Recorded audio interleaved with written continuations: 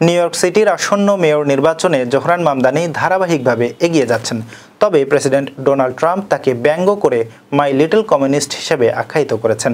অন্যদিকে নিউ ইয়র্কের governor Kathy Hochul প্রকাশ্যভাবে মামদানিকে সমর্থন জানিয়েছেন, যা তার প্রচারণায় নতুন গতি এনেছে।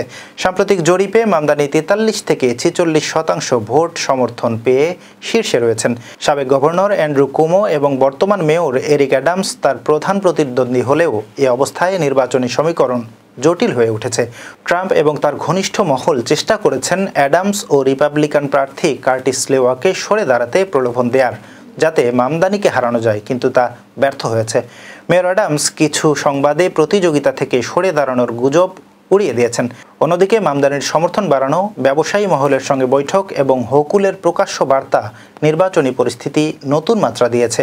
ট্রাম্পের ব্যঙ্গাত্মক মন্তব্য এবং নির্বাচনী প্রচারণার নাটকীয়তার মধ্যে নিউ ইয়র্কবাসী এবার দেখবেন কে শেষ পর্যন্ত সিটিতে দায়িত্বে আসবেন।